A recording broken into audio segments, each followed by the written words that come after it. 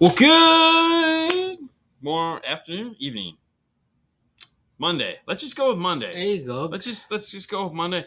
Good Monday, everyone, and I hope you're having a spectacular one at that. That's right. Dude, mine started out so messed up. So messed up. Congratulations. Why? Because it was a messed up Monday? No, like I said, today is your today's my anniversary. Yeah, right? yeah. Had nothing to do with why the morning. It actually started out fantastic. Got up like everything went clockwork getting off the ship. I took, for those of you who don't know, the reason why we have been not doing anything this weekend is I took my mother and the girls on a cruise, Disney cruise. This was my mom's birthday / Christmas, Mother's Day, all three holidays. She wanted to go on a Disney cruise, and she loves the beach, and of course Disney goes to their Castaway Cay. So this was the I'm being a good son thing. And took everyone to do that. So where the problem lied is Haley, which she's a pro at this. I don't know how this was a total rookie move. Good evening. Good evening, guys. She, if you want to hit some of these while I'm talking, go for it. She didn't put her phone in cellular mode, so she got hit with $100 in roaming charges, international roaming charges, and AT&T immediately shut off her service. Okay, because they're like, something's wrong here. Let's shut it down, thinking the phone was stolen or something crazy like that. Sydney. So when we get off the boat, she was still on Wi-Fi on the boat, so things were still working. But as soon as we cleared the port, she's hitting the lift to get us the ride to the train station, the Brightline train station. Her phone died, locked up, nothing worked. And so, like, from that point on, it just went sideways. Tried to get an Uber. She's freaking out. Sent the Uber to the airport to the oh my gosh. And then we said, screw it, let's just get a taxi. Still waiting on explanation of the F-150 dash speakers. Oh. So what you have to do is, this is what we do. Tape up the window. What's up, Marty? And then we use this guy right here, which has an auger bit on it. It's got this 90. It has foam on the top, and we sit there and we just do this very slowly. What happens if you don't have one of those? Good luck. You can pick one up at the cheap tool store for $19. What up? So anyways. Yeah. So end up in a taxi. I told the guy, hey, we need to go to the train station. The girls said we need to go to the Brightline train station. He took us to the train station. We get to the train station. This isn't the train station. They said the Brightline. You took us to the wrong train station. Everyone's freaking out. The guy, even the taxi driver, was being a dick, which I thought was weird because I'm paying the bill, so it really doesn't matter where he takes us. I still have to pay the bill. So I'm like, listen, just, hey, listen, you want us to get out? I'm like, bro, everyone chill out. I'm like, dude, can you just take us to the Brightline train station? It's 14 minutes away. Just whatever. I mean, it doesn't matter. So it went from like a $30 bill to a $50 bill. Whatever, I didn't care. I just wanted to get there. What's up, Gary? It was this whole excitement of that happened. Hey, Bobby. What's up, Bobby? So that kind of like threw everyone into a tizzy until we got to the train station. And of course, our ride buddies were there, Amy and Troy, and her two kids her son, he's not a kid, her son and his fiance, which we get to go to their wedding in September. Really excited about that. Was there and told a very funny story that we've all been there when we thought we farted but didn't. And so that made Haley laugh because, a good fart poop joke always makes people laugh. And so that immediately changed the mood. So it got us all back into the haha mood. What's up, Christopher? How's it going? It's going great. So that was the hiccup in the morning. Other than that, like the Brightline, it's a high-speed train from Fort Lauderdale to Orlando International Airport, was fantastic. The drive home was uneventful. So that's awesome, man. I hit up D&F Tool Drawer for my Amazon purchases last night. Everyone should go to D&F Tool Drawer, click on something, then go buy whatever you want other than anything of ours. But just go to the D&F Just go through D&F Tool first. Drawer, and it's a great way to support the show because we'll then get credit. Hi, Kelly. Hey, Kelly. It's been a while. We'll then get credit for your purchases and helps to pay for the show. Because believe it or not, this show is very expensive to produce because these cameras are not free. Neither is these services. And so any little bit goes towards it. We are not wealthy. And I'm not cheap. So Speaking of being wealthy, Fernando just bought this new Mobile Solutions dual router table in the background here. It has not been put in place yet because we got it and it's super sexy. Has this nice black top. We love it so much. It's a dual thing. It is going to go into the corner over there. Very excited about it. It's going to replace the generic router set that we have. We're going to have actual suction and all this other fun stuff that's going to work. We have it. We have all that. It's just very. This is nicer. Fancy. And like anything else, You're fancy, huh? We're very fancy. We want to make the install bay look as pleasant as possible. Right. But the one thing we noticed as soon as we got it in was the black top. Yeah. And we don't have anything with a black top. Right. And so before we put it in there, we're going to change the top from black to the butcher board block tops that now all the workbenches have, with the exception of our 2 workbenches. So like this one. Yeah, like the toolbox behind it has the butcher board. So we're going to order in a new top, redo it, and then we'll put it back in its place over in the corner. But that's just personal preference on our. That has nothing to do with them. No. That's like in any other words, this black top would be amazing. Yeah, but we have buckets now. You can actually buy the dust buckets all on their own, which is really cool. I think you can buy every piece of this, and then you have the option if you go to Mobile Solutions. You can get a 3 router. USA, top. You can get a 3 router station, 2 router or station. You can put a drum sander in there if you want. There's a lot of different things you can do. There's a lot of stuff that you But the buckets are cool, and we have all the switches. So now when we hit the switch, it'll automatically turn on the vacuum. So we don't have to turn on the vacuum to turn on the switch. Yeah, just being lazy. But no, and we also, you can buy the tops from them, but we already have the tops, obviously. So we're just gonna move our tops in there because we have tops and routers already. But this is cool. This is the latest tool for the install bay. It came in right before I left. Yeah. So it's just been kind of sitting. You guys want to see some tables? Go to Mobile Solutions USA. He's a beauty, Clark. Yeah. All right. So Chris says when installing on the bypassing the B&O amp to run the tweeters and rear doors, do I need to load resist those channels? No. But when you buy the BO adapter, it comes with all the stuff you need. It's all set and done. You just plug it in. So you don't have to rerun it. All the wiring is there. You just to get the rear, you just top of the panel comes off and you plug in the new harnesses. Mm-hmm. But no, you don't have to do anything outside of whatever they give you. So you're all set. It's a good question though. So how was your cruise? Was that a CMA purchase? LOL, enjoy peeing. No, this was actually mobile Master Tech Expo gimmick that we worked out. So Clean Wire pick of the week. Yes, Fang. Thank you for reminding me. It's actually all queued up and ready to go right here. Because we did a lot of show prep. Because not only do we have the Clean Wire 12-volt Clean Wire Club brought to you by the fine folks at Tsunami and T-Spec. That's right. You can find catalogs for both over at metraonline.com. Correct. Who brought us this Hertz system? His name is Matt. That's good enough for me. Yeah. Good job, Matt. This is a marine system, obviously. Looking nice. Cool, right? I like it. It's very clean. I love it. It's just I like it's clean. It's serviceable. It looks nice. It looks symmetrical, right? It's very symmetrical. I like it. It's same thing. Yeah, it's aesthetically pleasing. I like it. It's cool. So. I'm sure whoever got this in their boat is very happy. Yeah. Red and blue always look good in a boat, so that's kind of cool. Yeah. So very nice work.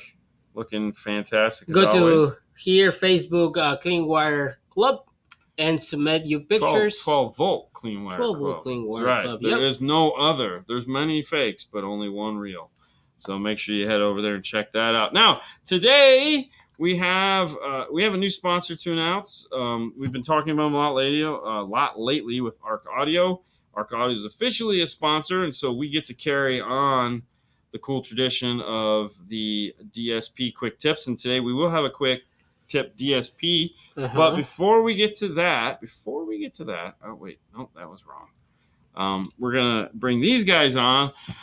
Audio control. We asked for it. We got it. We have the enclosures. They are here. They are in. I actually showed you guys one the other day when I was on Instagram. So we have both the deep and the shallow mount. The shallow is super shallow. So I think we're going to start with that come Saturday. We'll pull those out of the box. We'll show those to you. We'll have it sitting back here so you guys can check it out. But yes, We've talked about them, and now they're finally here. But if you'd like to know more of whatever I'm talking about, is new audio control preloaded subwoofer enclosures. Check them out at audiocontrol.com.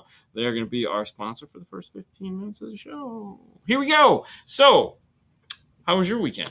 My weekend was great. On Saturday, we went to the end of a lowrider show. Very good. Ooh. Yeah, keep going. And so we have fun, and then on Sunday we went to a birthday party at the beach. It was cold, and we went. So that was great. So we had a great time. It sounds great, but I feel like you and I kind of feel the same way about the beach. You just put up with it because everyone likes it. I hate the beach with a passion, even though I live in Florida. Absolutely hate the beach. My mom is the biggest fan of that's her when spread the ashes. There's a beach I have to take her ashes to once she's passed away. We already know all this. It's already in the program. She loves the beach. When I was getting off the boat, it took me 45 minutes to get off the boat. I won't go into the details of what caused that problem, but the whole time I was standing there going, I have to do something that I absolutely hate, and I'm waiting to do it, which is spend the day at the beach. For her, of course, but it was so miserable. But I love this question brought to us by Matt that says, how do you guys use the DD1 to find your factory head unit clipping point with an Amp Pro? Hey, Massimo. How you doing? Oh, is it Massimo? Right there. Hang on. I'm going to go back to this one. Massimo. You guys all got to meet him at the CMA video. You guys got... Dude. Massimo, did you see what the 12-volt clean wire club of the day was? I'll pull it back up for you. Hold on. Not that one. That one. I already changed my laptop. I can just do this. Boom, look at that. That was the 12-volt clean wire clip of the day. How cool is that? Beautiful, right? So he works there.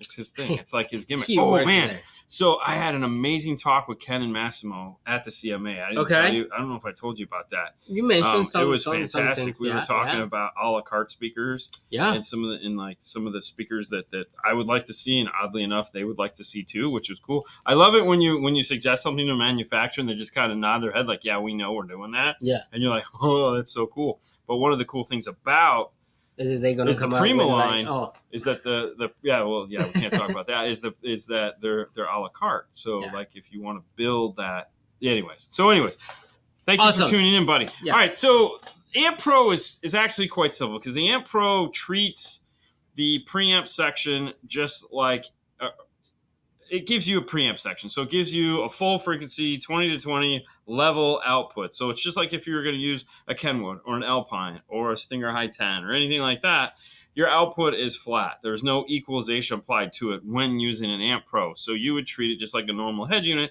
And if you watch Tony D'Amore's Gain Train video, he walks you through the whole process. You don't have to go like out of the Amp Pro into the DD1, then into the amp, and then you go all the way to the end, all the way to your last output, and that's where you do all your testing. You don't do it in between each one. So you start with all your gains down, and so it makes it very simple. The Amp Pro. Now, if you're talking about what if I'm using Toslink, that's a whole other story, and of course your DD1 is not going to work for that. But I can tell you that the likelihood of you getting any distortion out of a Toslink going into an amplifier is pretty thin. But there again, you're still putting it on the output side of the amplifier, and that's where you're going to look for your distortion. So technically, you can still use it with Toslink because that somewhere there's going to be an analog output. Mm-hmm. The real question would be, how do I use it on a factory radio that doesn't have a preamp capability such as an Amp Pro or a Metro piece or an AR or any integration, Mobridge or anything like that. Mm-hmm. That's where the trouble comes in, because without an electrical RTA, such as like the IRTA2, remember that cool tool that we used? You have that pulled? Yeah, no, that's okay. It's okay. But something like that where you can look at the electrical signal and see the physical. It's a 2-channel. It's a 2-channel. That's why it's called the IRTA2.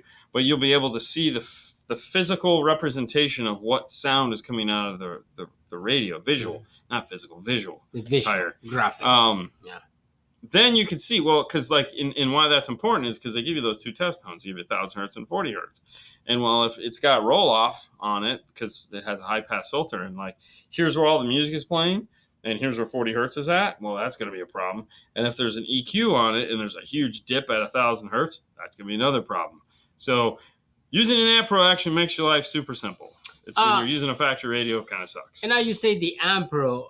This question is almost the same thing. Yeah, it's right? a quick off-topic Where can I question. get signal from a factory radio to the 2022 Jeep Wrangler Sahara? So it's funny because he should ask that, because the new harness for the newer Jeeps is available now.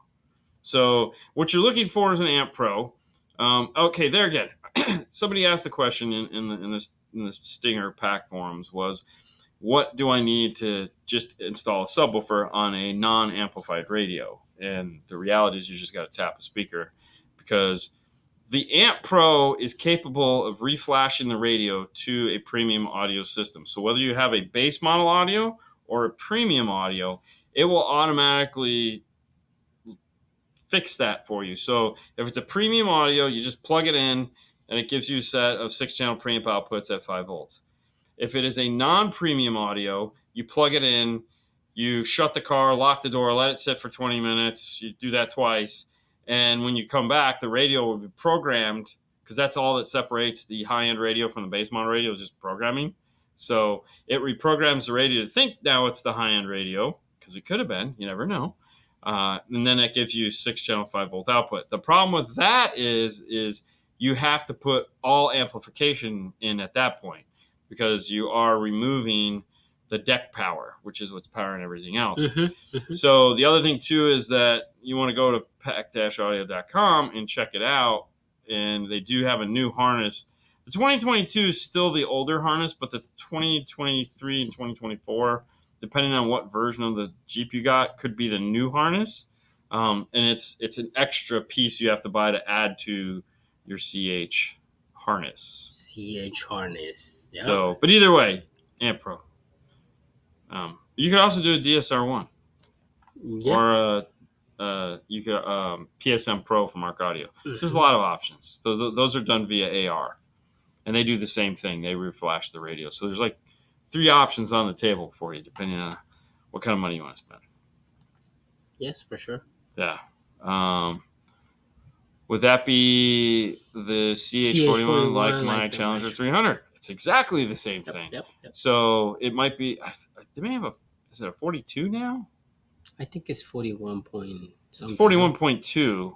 Yes, it's the same basic. It's the same thing. Same idea, Same thing, same idea. It's all the same tech, man. Chrysler, Jeep, Dodge, Ram. It's all the same. Just click one in the bottom. Ken, yes, we are. Paul is a retailer. We are a direct. I don't think Ground Zero. I don't think he'll ship overseas. No, which is funny because you just get it overseas. You get it overseas. I was gonna say. I mean, they're probably easier. They're out of Germany, so okay. Like we have to ship all the stuff here from Germany and then ship it back. Yeah, so it's kind of weird. Yeah, right. But yeah. All right. Okay. Hey guys, I did a similar build like the Focus you guys did a while back. My issue is the radio sounds louder than when I was listening. Yeah. To an Android Auto. So that is a problem, because the Bluetooth chips that are in that older Ford Focus are garbage. I know it's not that old, but they're still garbage chips. And it doesn't have the. So the one thing is, obviously, you've made sure that the volume is all the way up on the device you're using, because that's important. But there's, unlike an aftermarket radio that has the ability to go in and do source level control, that was never anything that Ford provided for you. If it's an older, let's say 2016 through 19, and it has the 8-inch touchscreen, then I would strongly recommend doing the MFT1 upgrade from iData and putting a new radio in it, and that would solve all those problems. Other than that, if the phone is what you use all the time, you're going to have to set your gain structure for the phone and just know that you have to turn it down for the radio. Some people are really sensitive to this and others aren't, so it just kind of varies But yes, that's why the aftermarket radios have that features and the factories don't. Down with the factories! They all suck. Yes. Especially Fords. What? We're okay. It's only about for 10 minutes. 10 minutes? Yep, I'm keeping an eye on it. So we're okay. You're good. Yep, I'm good. All Because right. in 4 minutes and 30 seconds, we're going to go to DSP quick tips. Okay. Okay. New comments. All right. What do you got? I got...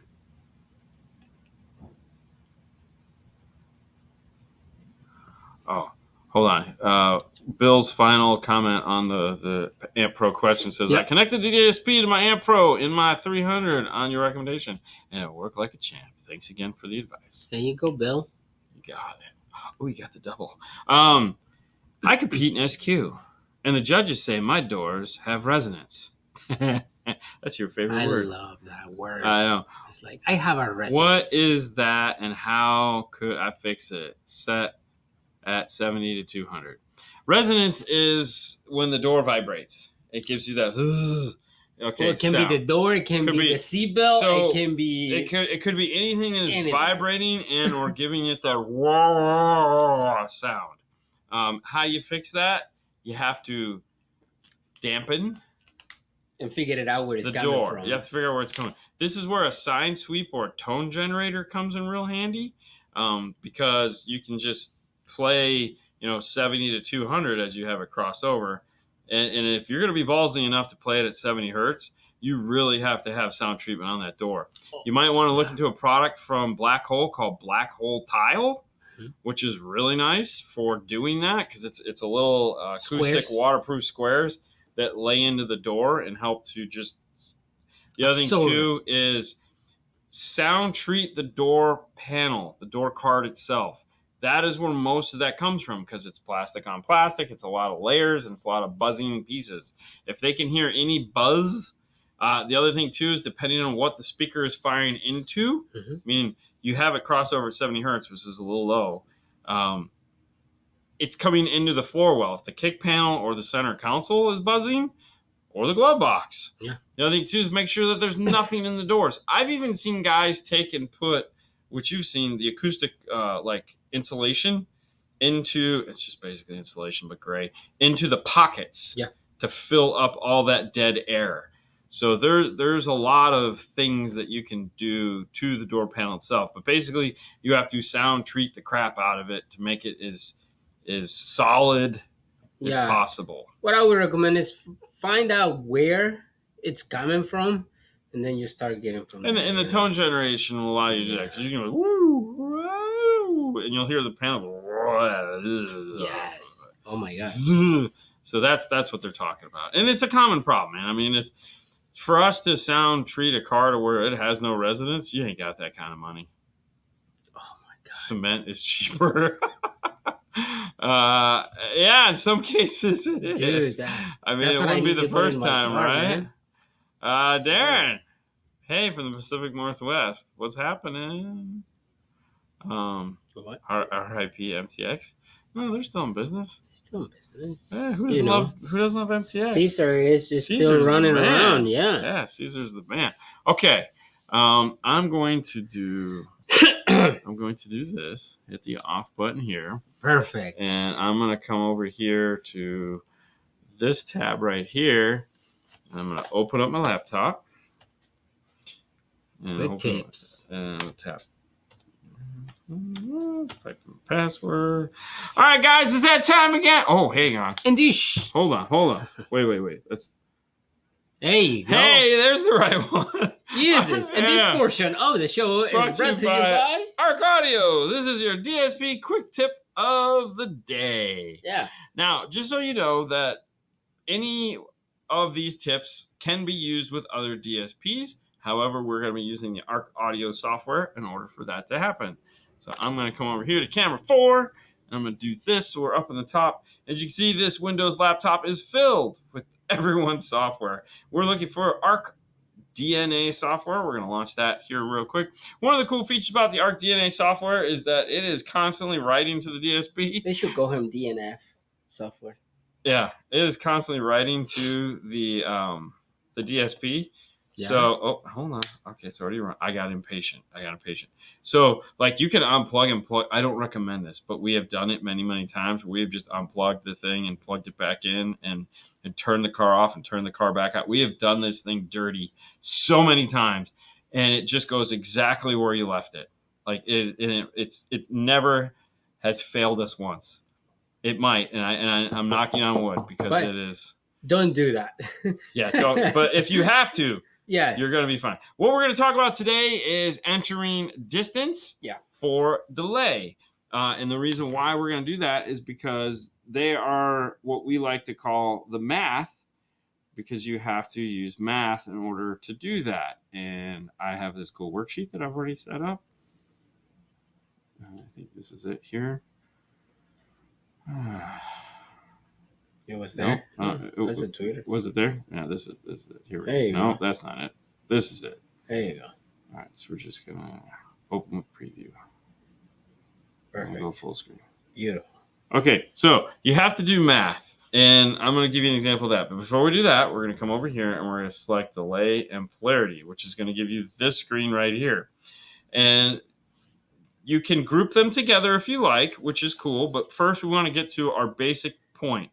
And to do that, we have to figure out what the car, that was neat, what the car has for distance first. So this is our worksheet that we use. It's a cool little piece of paper, and Fernando has gone in and measured the distance from where your head would be to the corresponding speaker. So we have, and those are in red. So in red, we have the tweeter is 39 for the driver, 60 for the passenger. This was in a Tundra that we just got done doing.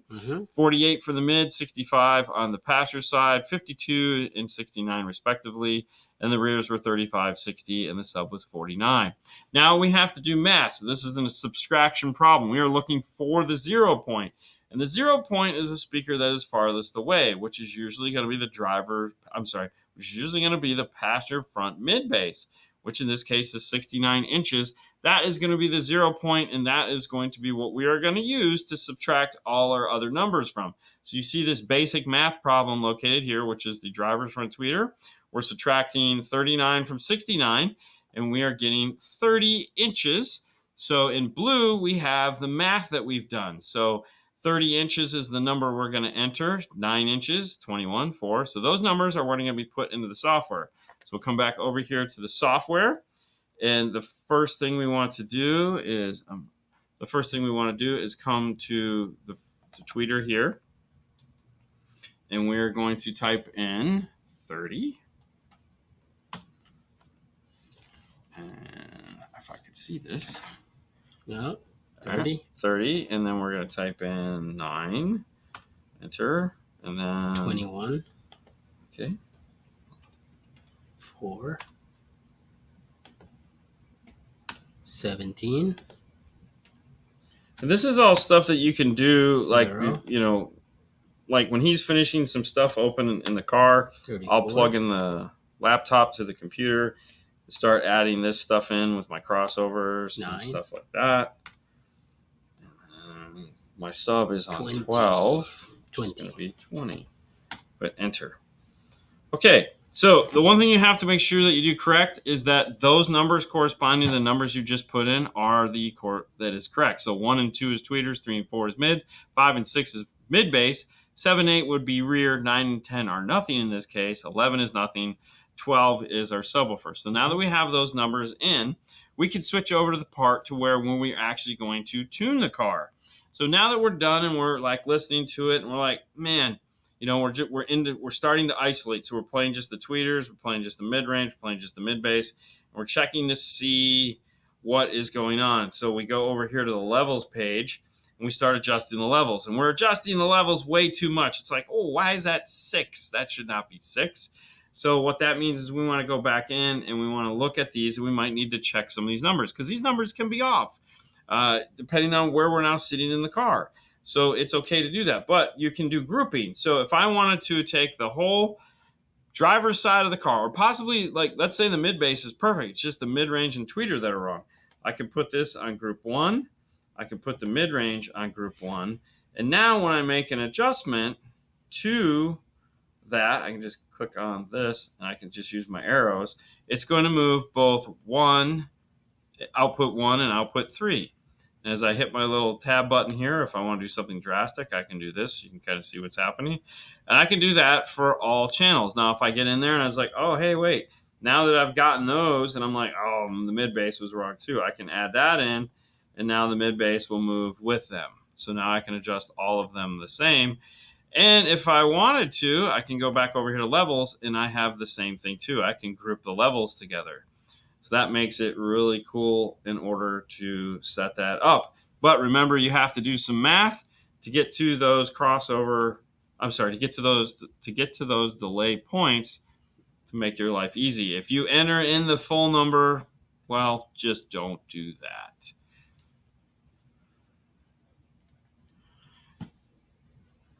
And that has been your Arc Audio quick tip of the day. Yeah. How cool is that? That's pretty cool. Yeah, okay. So, anyways. Yeah. And if you're going to add some distance through the mid basses, I always add like a 1.5 inch because of the grill, Oh, yeah. So just go in the tweeter.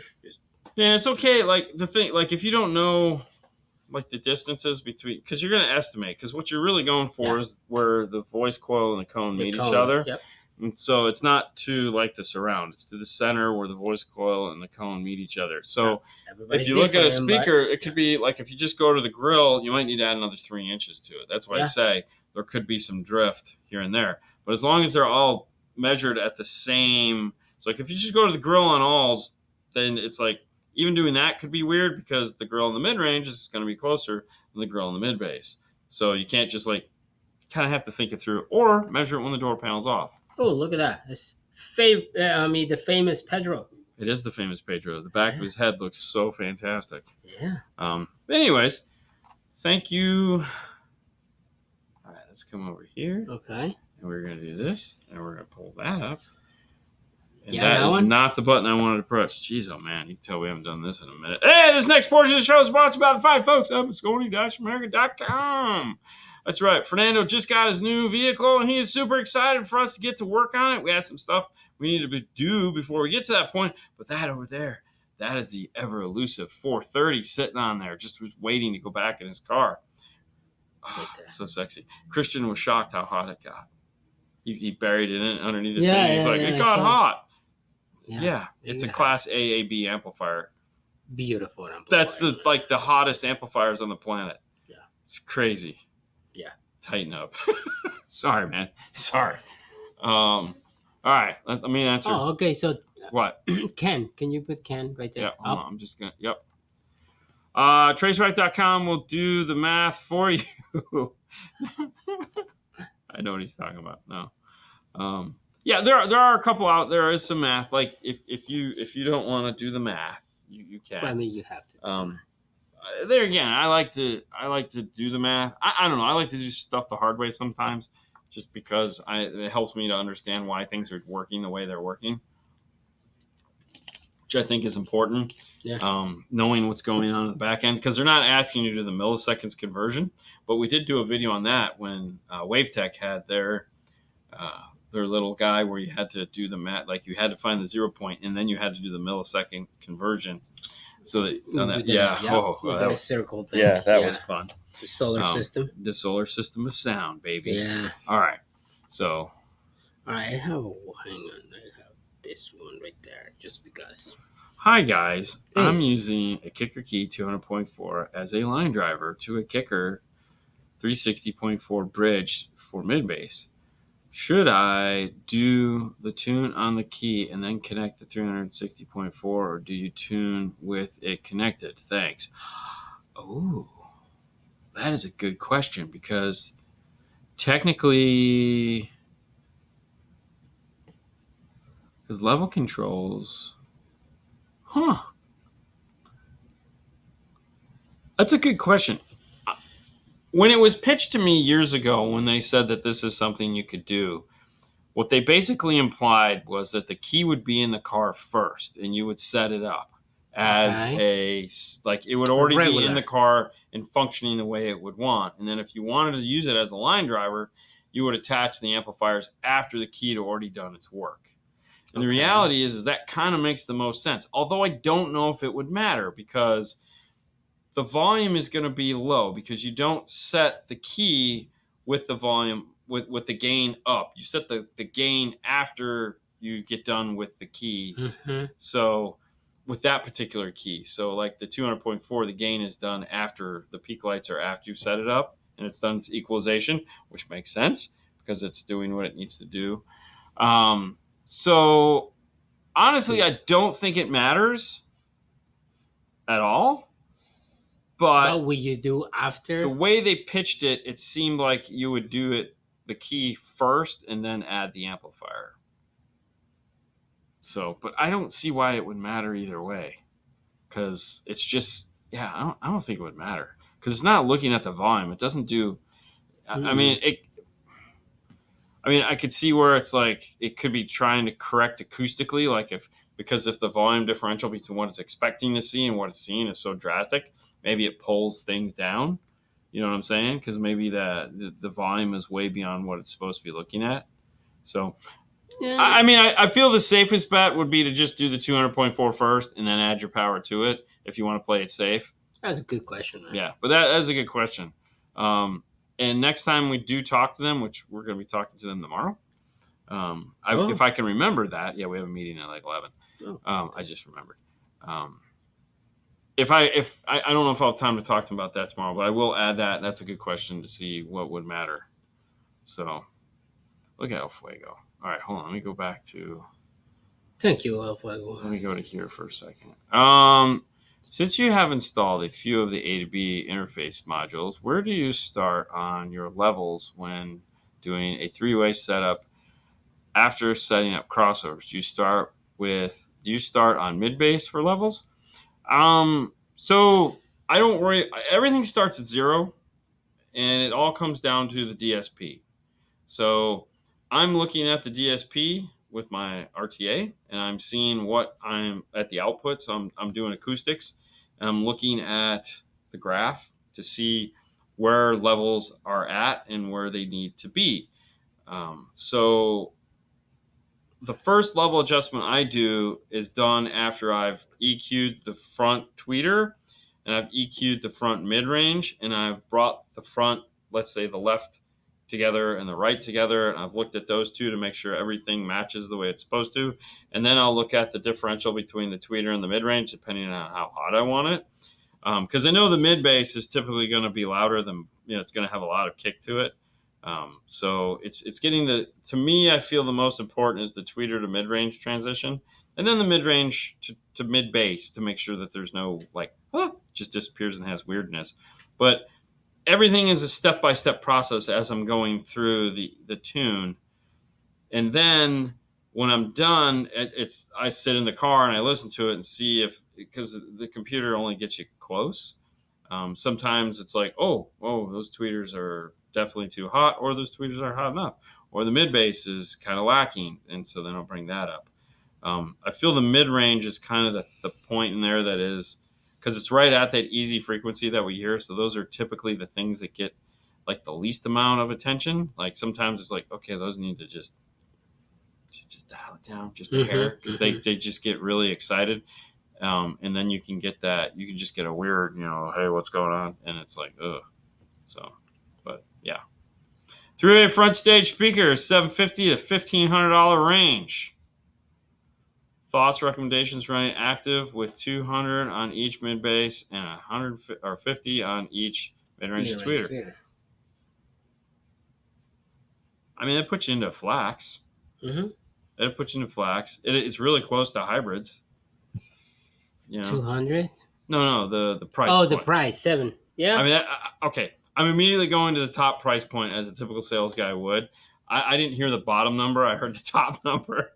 So, because 1,500. No, I was just looking at 1,500. I had 750. Yeah. If I got 1,500, I'm going all the way up to 1,500 for sure.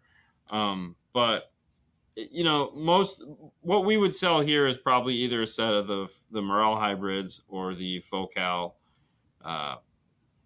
flax. So those seem to be very popular. Thank you for the 2, man. Very popular, for sure. 2023 Ford Bronco non-amplified system. Do I need to attach load resistors when installing amps? God, yes. Oh my God, do you need to do that? Okay, so here's the all right. So here's where this gets fun. Okay, so the 2023 Bronco is kind of a deviation between what conventional and okay, what I'm about ready to say is depending on the engineer I talk to, I get so many like everyone is afraid to agree on this one, which is really kind of annoying. So we're gonna go on the side of experience, meaning we've done it. We know friends that have done it, and this is what we've found works the best. Okay, because the engineers are driving me up the wall on this one because they're all over the room on it. It doesn't make any sense. So, and the guys that think they have it right are Moscone and Helix. So there is a load resistance that needs this. This is the Bronco uses a non-amplified. This is only for the non-amplified, okay? Because the amplified, you just throw an adapter and call it a day. BO, it's A to B, just like an F-150. The non-amplified uses what's called an SB style amplifier, meaning it changes the way it works depending on the volume that it's on. It also does strange things depending on who you talk to. Like if you don't let it go to sleep and you don't let it boot back, there's all kind of weird stuff that happens. But here's what we know has worked for us is that if you buy an amplifier such as the Pro, right here, this is the 610. That's the one, yeah. So I'm sorry, this is the one. I'm sorry, this is the one. That's The the Pro, one. the Pro 830 has it too. Mm-hmm. So does basically any Moscone amp that has a DSP in it. Let's just say that, as well as any Helix amplifier that has a DSP in it. Correct. Has the circuit that they have designed to deal with SB amplifiers. The Americans are still, and those are the engineers that are still on the fence about it. The Americans haven't quite adopted What's up, Elias? anything on this one yet, just because they're still, whereas the Europeans have been doing it for years over there, like Volkswagen's had an SB amplifier in it for years and years and years, so they've kind of like, this is what we've done. I'm not going to do a German accent. I'm too tired. I don't want to insult anyone. Yeah. But so buying one of those two amplifiers, putting it in there works. Now, if you're like, I've already bought my stuff, what do? I already have stuff. I already have stuff. So what you need is 10 ohms of load resistance on each channel. How do I get 10 ohms of load resistance? That's a bit crazy. So Metra has new purples. So in the past, we talked about LGD green. We talked about LG blue, gray. There's a new one that's called purple.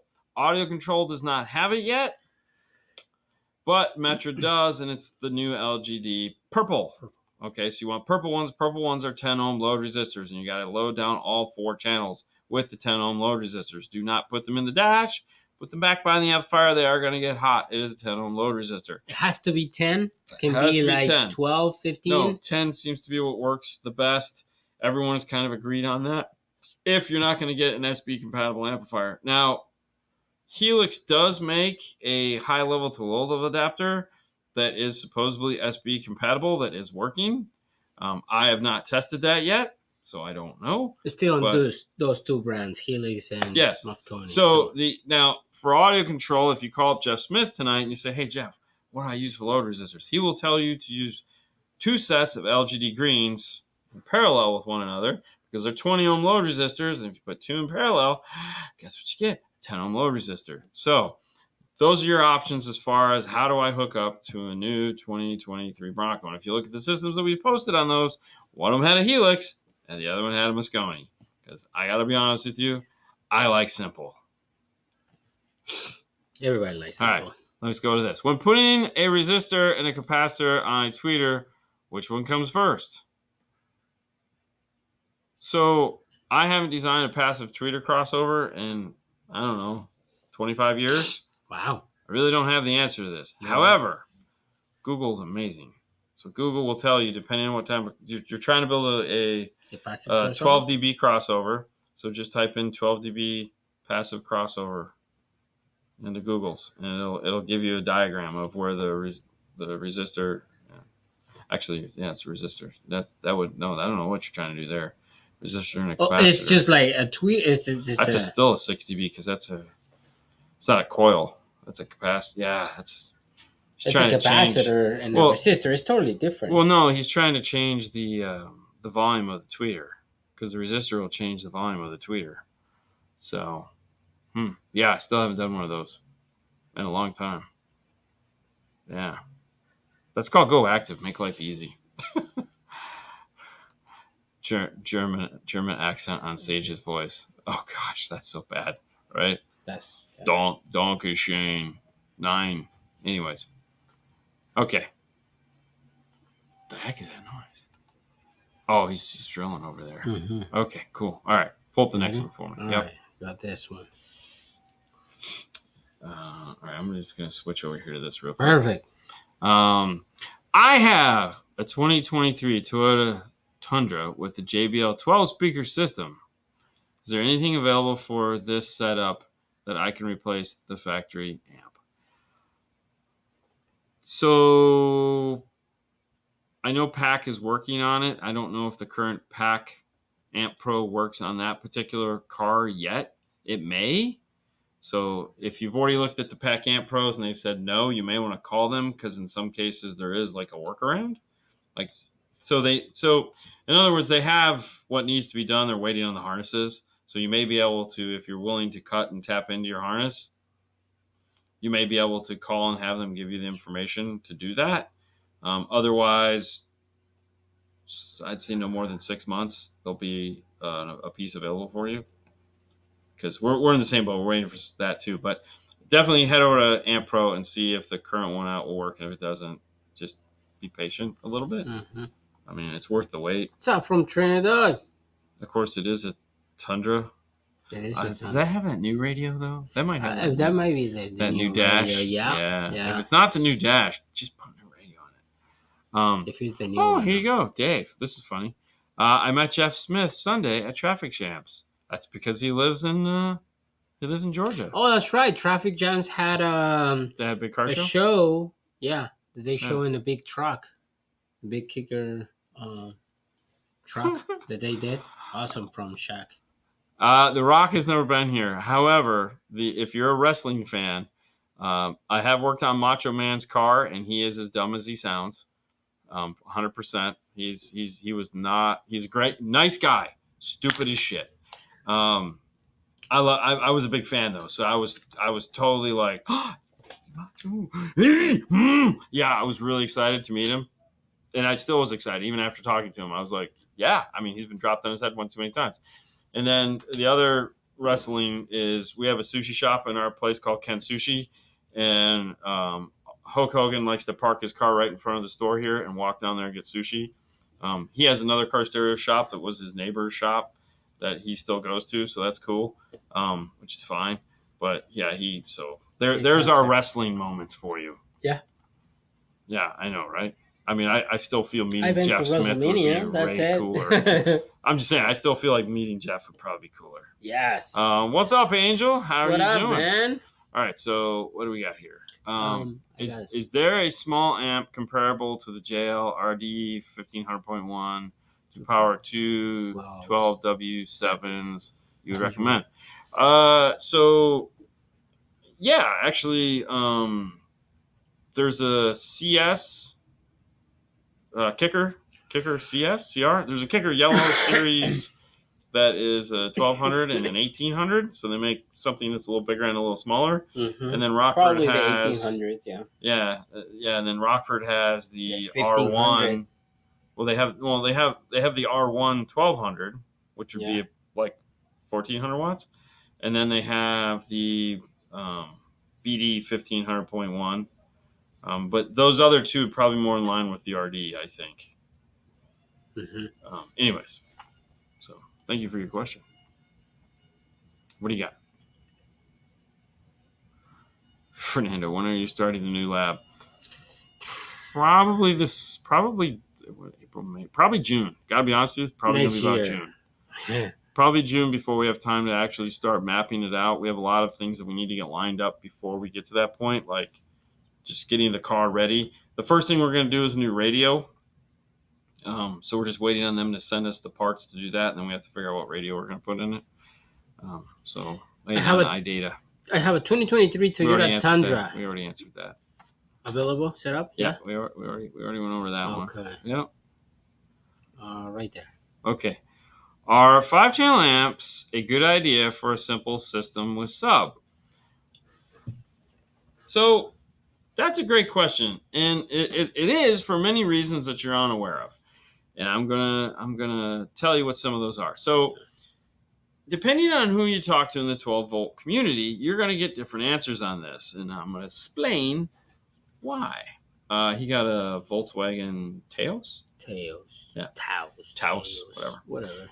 So the 5-channel amp has become like the savior as well as the evil amplifier that everyone hates, and it's because of how it's used. So in a modern environment, meaning if like you have a car that you bought, it's like a 20, let's say 20, we'll say 2018 to now, okay? More than likely it has a set of components up front. So a tweeter, a mid-range, and then something in the rear, possibly a center channel, and a radio that sucks. And if it's a premium audio system, it's going to have more than 5 channels of sound because it'll be active up front. So it'll be 4 channels there, 2 in the back, 6, sub is 7 at a minimum, maybe 8 if it has a center channel. And if it's a Honda, it's 10. So a 5-channel amp now compresses the system a little bit if we use it in a conventional means. And that's what always everyone thinks, because a screwdriver can only undo a screw. It can never be used as anything other than a screwdriver. Like if you're John Wick, a screwdriver is a tool in which to inflict pain on someone. If you're a jar that I need opening and I have a flathead screwdriver, you're immediately a pry tool now. And there's a million different things I can do with a flathead screwdriver that is unconventionally so the same is true with a 5-channel amp. Yeah. And so if you come to us and you say, hey, I want to put a nice system in my car. I want a 5-channel amp. I want a radio. I want a subwoofer. More than likely how we're going to use the 5-channel amp is we're going to use it to power the front stage only. So the tweeters, the mid bass, and then the radio that's in there is just going to deal with the rears because the rears, who cares? And then the sub channel, of course. So now what we've done is we turn this into what we call a front stage upgrade amplifier instead of a front rear sub amplifier. Okay. But it just depends. Now, if you roll up in here in a Jeep Wrangler and you're like, bro, I got my doors off, it's got to be loud. All right, well, we're going to use it as a front rear sub configuration because all we're going for is volume. We want it to just be like, yeah. Okay.